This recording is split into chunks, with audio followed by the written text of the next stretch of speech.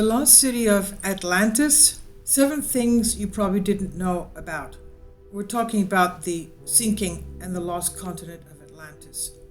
How much do we know about Atlantis, and where does this story even come from?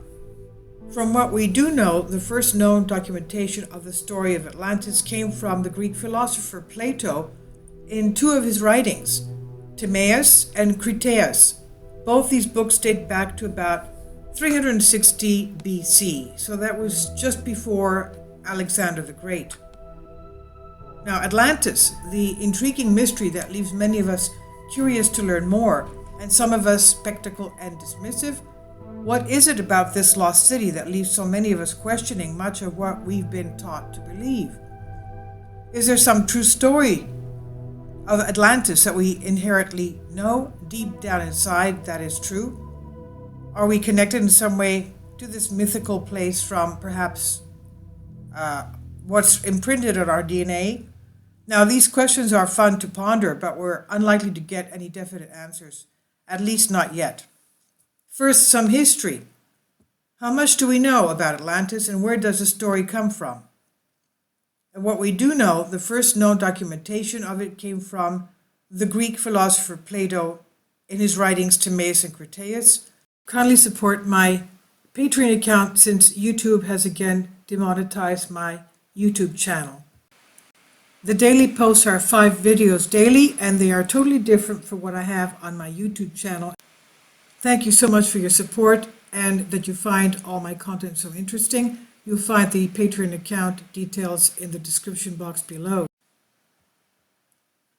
360 BC, and in the books Plato wrote that the Greek sage Solon was given the story of Atlantis in Egypt by a high priest of Egypt, and upon his arrival back to Greece, Solon shared the story with his relative Dropidas, who passed it down to his son Critias, who then passed it down to his grandson, also named Critias, who then finally shared it with the well-known Greek philosopher Socrates.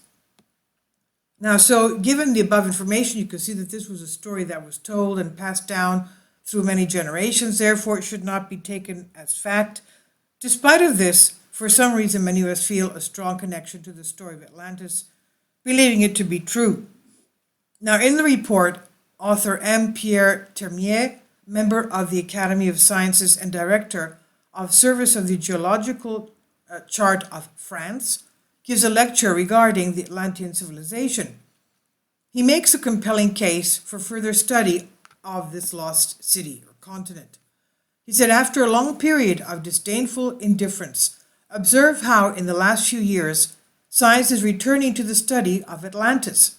How many naturalists, geologists, zoologists, or botanists are asking one another today whether Plato has not transmitted to us the slight amplification, a page from the actual history of mankind.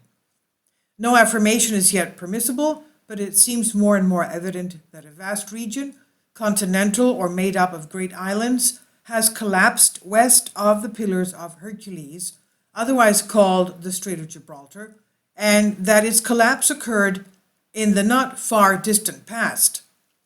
In any event, the question of Atlantis is placed anew before men of science, and since I do not believe that it can ever be solved without the aid of oceanography, I have thought it natural to discuss it here, in this temple of maritime science, and to call to such a problem, long scorned but now being revived, the attention of oceanographers, as well as the attention of those, though immersed in the tumult of cities, lend an ear to the distant murmur of the sea, he said. Now, regardless of how we feel about the lost city of Atlantis, there are 7 things we probably don't know. 1, we know the supposed location. In Plato's writings, he tells us exactly where the lost city lies. His text reads, quote, came forth out of the Atlantic Ocean. There was an island situated in front of the straits, which are by you, in reference to the ancient Greeks, called the Pillar of Hercules. Today, these are known as the Straits of Gibraltar. They're between Spain and Africa. So west of Gibraltar is where this lost continent was. Think of Canary Islands, the Azores. Okay, some people believe that those are the remnants of the tips of the mountains of which are all volcanic islands, the Azores and the Canary Islands. Now, in 2011, archaeologists from the University of Hartford, Richard Freund, and his team found cities that were built in the image of Atlantis known as memorial cities. They were found in the swamps of Doana National Park, which is just north of Cadiz, Spain. Interestingly, Cadiz sits right outside of the straits, which has Freund convinced that the real Atlantis was buried in the mudflats of the Atlantic. This matches the part of Plato's story that says, the sea in those parts is impassable and impenetrable because there is a shoal of mud in the way, and this was caused by the subsidence of the island, he said. Okay. Number 2, the city of Atlantis was named after a demigod. Despite the fact that Atlantis is apparently in the Atlantic Ocean, that's not where it got its name. According to the texts, Poseidon, the Greek god of the sea, had 5 pairs of male twins with an Atlantean woman named Clito. Poseidon gave each of his 10 sons a different portion of the island to rule. His firstborn, Atlas, had the entire island and the surrounding ocean named after him. Number 3, are we missing half the story? While we have a complete version of Timaeus, we do not have the completed copy of Critias. In this story, we have up until Zeus, head of all Greek, the pantheon gods of the Greeks, collected all the gods into their most holy habitation, it says, which being placed in the center of the world, beholds all created things, and when we had called them together, he spoke as follows, and that's where it ends. Talk about leaving you at the edge of your seat.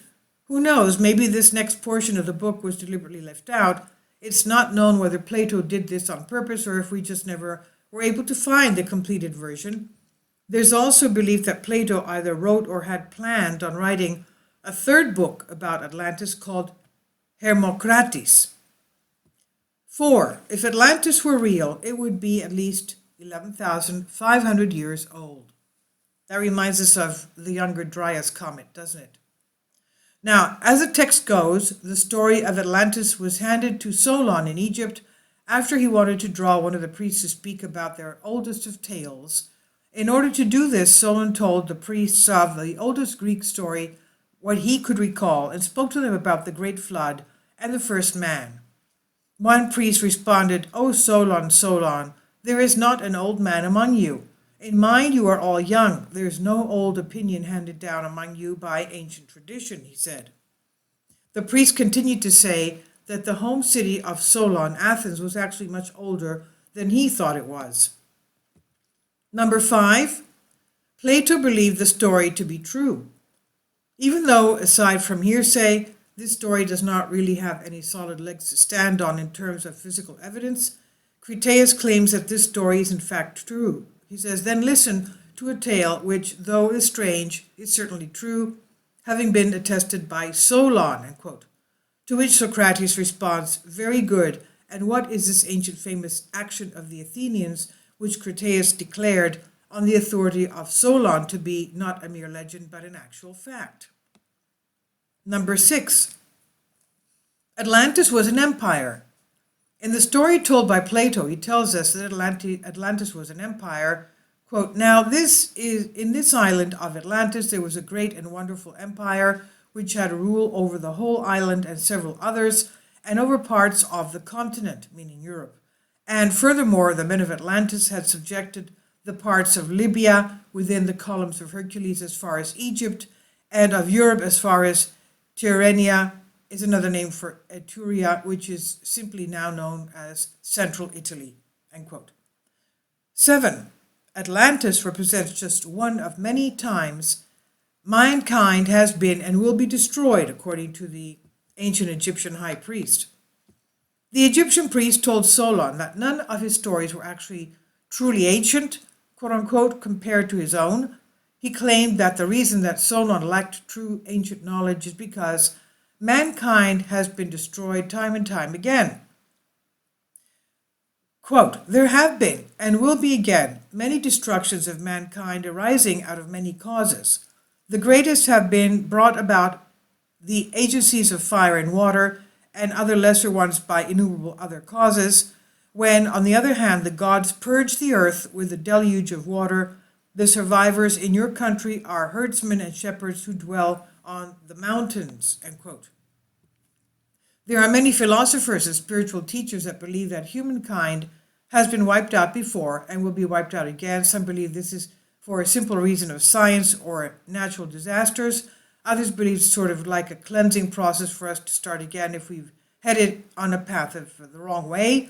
And I mean, to think about it, the way we're heading now in regards to how we are treating our environment, there's a chance that we could wipe ourselves out again unless we learn from our mistakes and change our ways. What do you think about Atlantis? Now, this is from Collective Evolution here on Collective Spark under Creative Commons license. Please leave your comment, and thank you for your support.